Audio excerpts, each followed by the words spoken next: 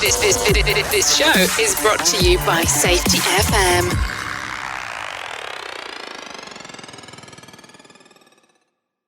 Warning, the following broadcast contains adult language, adult content, frank safety discussions, and stories that might sound unbelievable. But believe me, every one of those stories is true. We didn't start the safety war, but we are going to fight to win it. For our families, for our communities, for our workplaces, and for our lives. Hello out there. Well, it finally came. 100 episodes.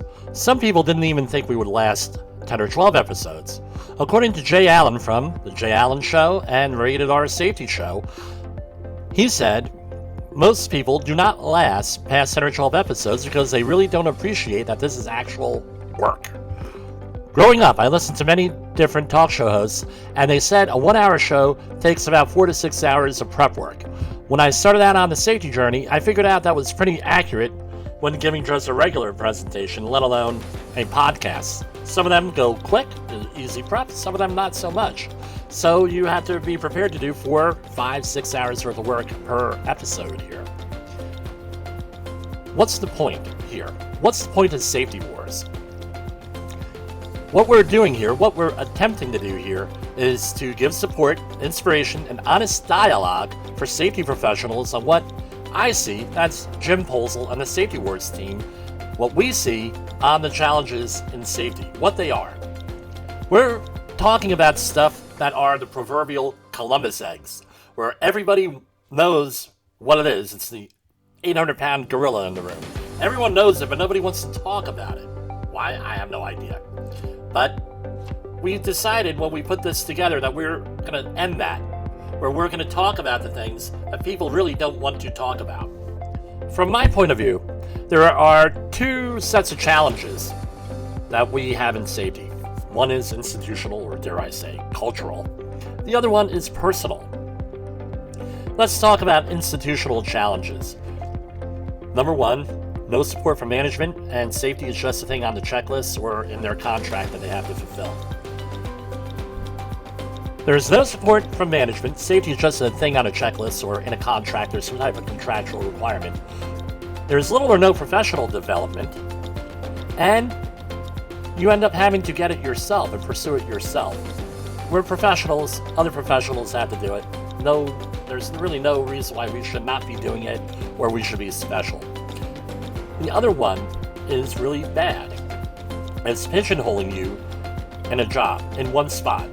This weekend, Huffington Post had an article on women being 44% more likely of being given menial work that did not add to their professional development.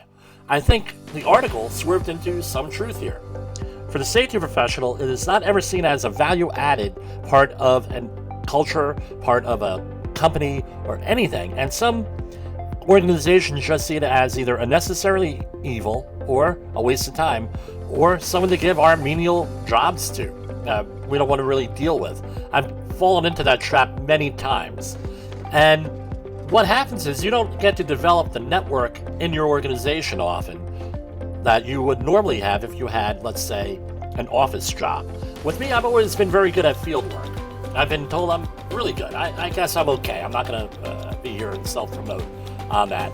But what happened was I used to spend so much time in the field that people who were not really good in the field, they ended up being in the office. They ended up developing their office skills, that's writing reports, emails, developing relationships, which propelled their career. Really, something you need to be careful of. Something else.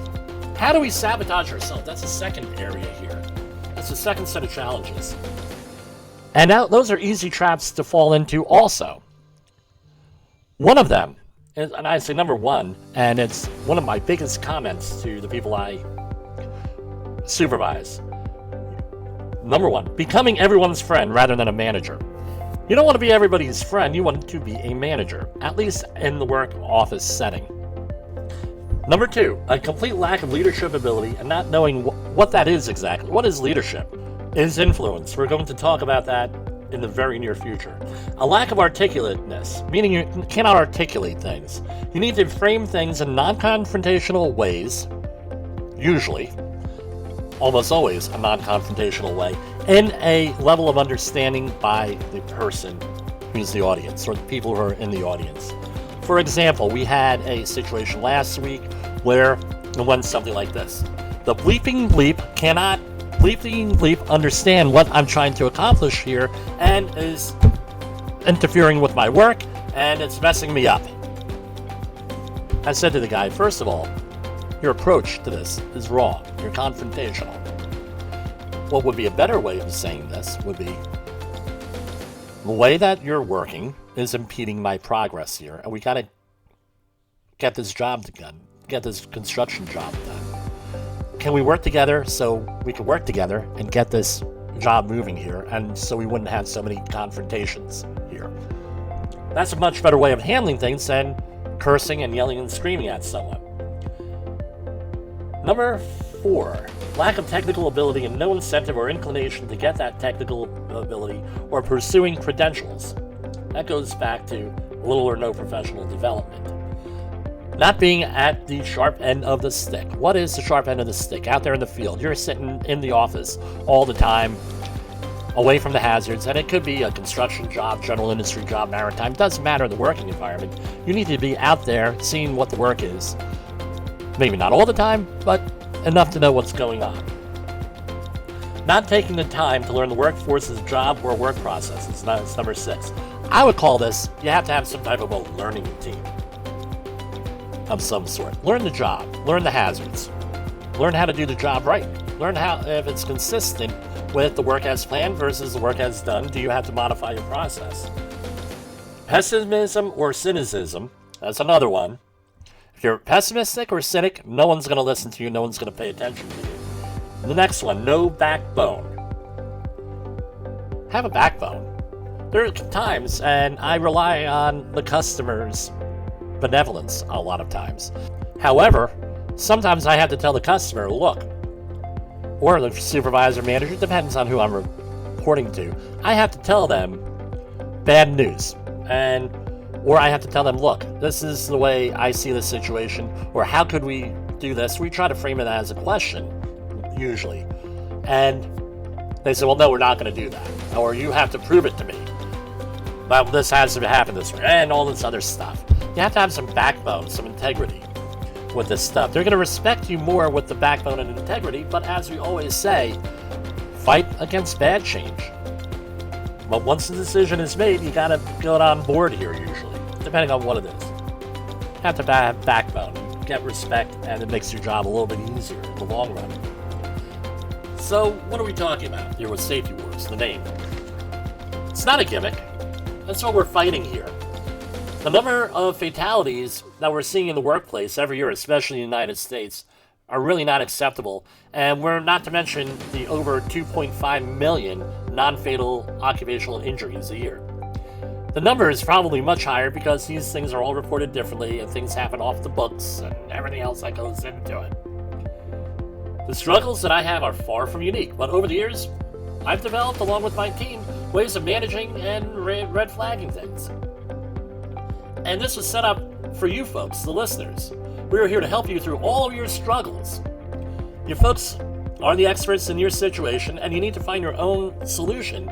And my solution is not the only solution to a problem, I realize that, but it could be used as a jumping off point, as a conversation starter. A lot of the things we talk about that.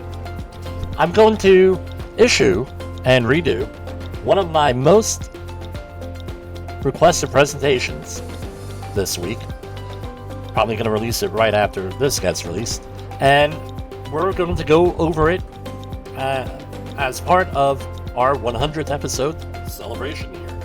It's called Pushback Faced by Safety Professionals. Stay tuned for the next podcast. Are you tired of hiring safety consultants and safety professionals that don't have any passion for what they're doing? How about those who have never worked in the field or done the dirty work? Is there resistance to taking safety training because the training is boring, irrelevant, and unengaging? Are your employees playing a teen, college student, or someone on the dark web to take the online safety training for them? Look no further. Safety Wars can come to your facility or do most of the training you need through an online platform at times convenient for you.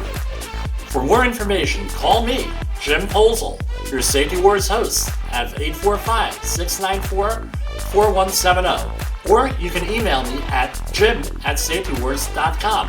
Remember, if you've heard this transmission, you are the solution to unsafe workplaces. The views and opinions expressed on this podcast are those of the host and its guest and do not necessarily reflect the official policy or position of the company. Examples of analysis discussed within this podcast are only examples. They should not be utilized in the real world as the only solution available, as they are based only on very limited and dated open source information. Assumptions made within this analysis are not reflective of the position of the company. No part of this podcast may be reproduced, stored in a retrieval system, or transmitted in any form or by any means, mechanical, electronic, recording, or otherwise, without prior written permission of the creator of the podcast, Jay Allen.